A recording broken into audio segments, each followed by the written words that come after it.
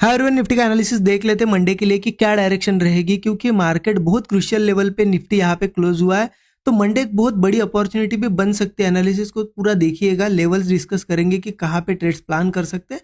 But उससे पहले ये भी देख लेते हैं कि फ्राइडे का ये जो दिन था हमने कहाँ ट्रेड प्लान किया, क्योंकि जो डिस्कशन था उसी हिसाब से ट्रेड प्लान किए गए। लेकिन फ्राइडे एक वोलेटाइल डे था और आपको पता है डेली वैसे 1 से 2 ट्रेड ही होते हैं, लेकिन 3 ट्रेड प्लान किए फ्राइडे के दिन और तीनों में अच्छे प्रॉफिट्स बनाए। मैं आपको एक्सप्लेन भी करता हूँ कहाँ पे ट्रेड लिए, सो दैट आपको पता भी चलना चाहिए कि कैसे क्या प्लानिंग हुई थी इंट्राडे में, राइट।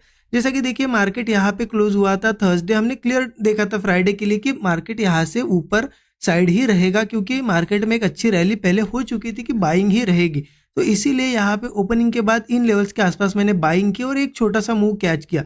यहाँ पे क्यों ट्रेड लिया और यहाँ पे टारगेट मैंने बताया भी था। देखिए ये जो तीनों ट्रेड लिए ना, वो स्टूडेंट ग्रुप में तीनों ट्रेड शेयर किए थे। मैं आपको दिखा देता हूँ, पहले यहाँ पे समझ लीजिएगा कैसे मैंने प्लान किए थे। देखिए यहाँ पे गैप क्रिएट थी, यहाँ से मार्केट गैप डाउन हुआ था, राइट। अब इतने ऊपर आया तो यहाँ मैंने ट्रेड इसलिए प्लान किया क्योंकि मेरा व्यू था कि ये गैप यहाँ पे फिल हो जाएगी। यहाँ पे गैप थी, ये फिल हो जाएगी। अब सीधा अगर मार्क करोगे तो ये गैप यहाँ पे आ जाती है 23,820 के आसपास। तो इसलिए मैंने यहाँ ट्रेड प्लान किया क्योंकि मेरा व्यू था कि ये गैप फिल होगी, ठीक है। तो पहला ट्रेड यहाँ पे लिया, गैप फिल हो गई, यहाँ इन लेवल्स के आसपास बुक किया, क्योंकि गैप फिलिंग मतलब ये लेवल रेजिस्टेंस के जैसे एक्ट करती है और आपको देखने को भी मिलेगा रेजिस्टेंस बना के मार्केट नीचे आया, ठीक है। यहाँ से नीचे आया, यहाँ मैंने सेलिंग नहीं की। रीज़न ये था क्योंकि मार्केट बहुत स्ट्रांग था, मुझे यहाँ सेलिंग इतने ऊपर करनी नहीं थी। फिर से यहाँ पे क्या हुआ, मार्केट ने सपोर्ट बनाया। आपको दिखा देता हूँ कहाँ पे सपोर्ट बनाया। देखिए इन लेवल्स के आसपास सपोर्ट बना रहा था, तो मेरा व्यू था कि यहाँ से अगेन ऊपर जाएगा। मैंने यहाँ पे कॉल साइड का ट्रेड प्लान किया। मार्केट थोड़ा नीचे भी आया था, लेकिन यहाँ से मेरा व्यू था कि कहीं ना कहीं ये ऊपर जाएगा ही। मार्केट ने यहाँ मुझे अच्छा प्रॉफिट दिखाया, बट यहाँ पे क्या हुआ कि मेरा व्यू था ये हाई वगैरह टेस्ट होना चाहिए, राइट। इसलिए मैंने क्या किया, यहाँ पे ये जो ट्रेड यहाँ पे अच्छा प्रॉफिट दिख रहा था, बुक नहीं किया, मैंने ट्रेल कर दिया था। तो इसमें कुछ ज़्यादा मिला नहीं, तो ये सेकंड ट्रेड इतना खास नहीं था। फर्स्ट ट्रेड में छोटा प्रॉफिट हुआ, थर्ड ट्रेड में अच्छा बड़ा प्रॉफिट हुआ, क्योंकि जैसे ही मार्केट दिखा कि हाँ ऊपर नहीं जा रहा है, एक ब्रेकआउट होके फेल हुआ है, तो मैंने लगभग जब वीकनेस दिखी यहाँ पे एक ट्रेड प्लान किया डाउन साइड का। ये ट्रेड था और ये यहाँ से एक बहुत बड़ी बड़ी कैंडल्स बनी, तो इसमें मुझे एक बड़ा प्रॉफिट हुआ। तो ये थर्ड ट्रेड में थोड़ा सा बिग प्रॉफिट हुआ है, ठीक है। 15 मिनट का चार्ट ओपन कर तो देखिए। अब एक चीज आपको बताता हूँ कि मार्केट ऐसी लेवल पे है, अगर आप मुझसे पूछोगे कि यहाँ से अब क्या होगा, तो ये मैं बताऊंगा आपको मंडे के ओपनिंग में ही, क्योंकि मुझे भी नहीं पता। मैंने सारी पोजीशन जो है क्लोज कर दिया। आपको बताता हूँ मैंने क्यों क्लोज की। यहाँ पे मार्केट ऐसी लेवल पे क्लोज हुआ है, यहाँ से मार्केट ऊपर भी जा सकता है, नीचे भी। देखिए क्या हुआ था, मार्केट गिर रहा था, आपको पता है। यहाँ से एक बाउंस बैक लिया, अच्छा खासा ऊपर हायर लोज हायर हाइज बनाते हुए गया। लेकिन यहाँ पे क्या हुआ, यहाँ फ्राइडे के दिन एक ऐसा स्ट्रक्चर बना। इसे क्या कहते हैं स्ट्रक्चर, आपको पता है। हाई बना, उसके बाद लो बना और नीचे क्लोजिंग दी, एक हेड एंड शोल्डर जैसा भी पैटर्न है। मतलब ये तो एक वीक पैटर्न है, राइट। उसके हिसाब से तो अब मार्केट गिरना चाहिए। लेकिन एक चीज समझिएगा, यहाँ पे एक सपोर्ट लेवल भी है, 23,630 का सपोर्ट भी है।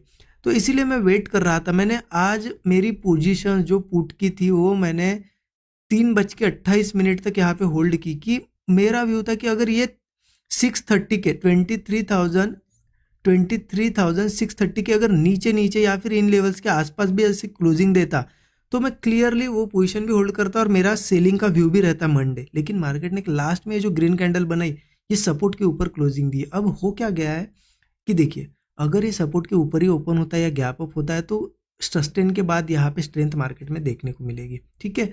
अगर ये नीचे ओपन होता है तो जाके सेलिंग आ सकती है। तो थोड़ा सा देखिए, अगर व्यू बनाना था हमें, तो मार्केट की क्लोजिंग एक तो यहाँ स्ट्रॉन्ग ग्रीन कैंडल के साथ अगर होती तो मैं बुलिश आपको बताता कि हाँ मंडे बुलिश ही जाना है, या फिर अगर वीकनेस के साथ ऐसी रेड कैंडल के साथ क्लोजिंग होती तो बेयरिश। लेकिन ये एग्जैक्ट सपोर्ट पे क्लोजिंग हुई है, तो अब मंडे की ओपनिंग ही हमें ट्रेड दे सकती है, अदरवाइज यहाँ पे कोई व्यू नहीं है। तो अब ट्रेड कैसे प्लान करना है, देखिए उसके लिए, क्योंकि बहुत से लोग बोलते हैं एक डायरेक्शन क्यों नहीं बताते आप। देखिए मैं अक्सर आपको 80%, 70%, 80% टाइम से सिंगल डायरेक्शन बताता हूँ, क्योंकि मार्केट वैसी क्लोजिंग देता है। बुलिश क्लोजिंग मिलती है तो क्लियर रहता है कि हाँ अब नेक्स्ट डे बाइंग करनी है, या बियरिश क्लोजिंग में या फिर सपोर्ट के नीचे क्लोजिंग पे हम सेलिंग करते हैं। लेकिन मार्केट जब ऐसी क्लोजिंग देता है तो मैं या फिर कोई भी आपको ऐसी डायरेक्शन नहीं बता सकता, क्योंकि प्राइस एक्शन ही हमें क्लियर नहीं कर रहा है डायरेक्शन। वो अब आगे का जो मूव होगा वो क्लियर करेगा। तो देखिए कैसे प्लान करना है यहाँ पे, सिंपल समझिए। ये लेवल मार्क करके रखिए 23,630। अगर मार्केट 630 के ऊपर ऊपर यहाँ पे कहीं पे भी ओपन होता है तो यार सस्टेन कर पाता है, या फिर मान लो छोटा मोटा गैप अप भी हो गया और सस्टेन कर पाया, क्लियर है, सपोर्ट के ऊपर है, सस्टेन अगर कर पाया, जो भी ब्रेकआउट जहाँ पे भी बनेगा मैं कॉल साइड जाने के लिए रेडी हूँ। मुझे लगता है फिर ये अगेन मोमेंटम कंटिन्यू होगा। एक इनिशियल 1:3 का तो मेरा टारगेट रहेगा, जैसे ही मार्केट इन हाइज को ब्रेक करेगा और मैं होल्ड करूंगा बड़े टारगेट्स के लिए, ठीक है, सिंपल सा है। अगर बहुत बड़ा गैप अप भी होता है तो भी बुलिश ही हूँ, लेकिन थोड़ा वेट करना पड़ेगा, सस्टेन करेगा, ब्रेकआउट्स आएगा तभी ट्रेड प्लान करेंगे, जल्दबाजी नहीं करनी है। सेलिंग कहाँ कर सकते हैं, सिंपल है, 23,630 के नीचे नीचे अगर आता है या फिर गैप डाउन भी होता है इसके नीचे तो सस्टेन कर पाता है, ब्रेकडाउन्स आते सेलिंग कर सकते। लेकिन मैं पूरी क्वांटिटी में सेलिंग नहीं करूंगा, क्योंकि सेलिंग का हाई कंफर्मेशन मुझे कहाँ मिल रहा है, देखिए इन लेवल्स के पास।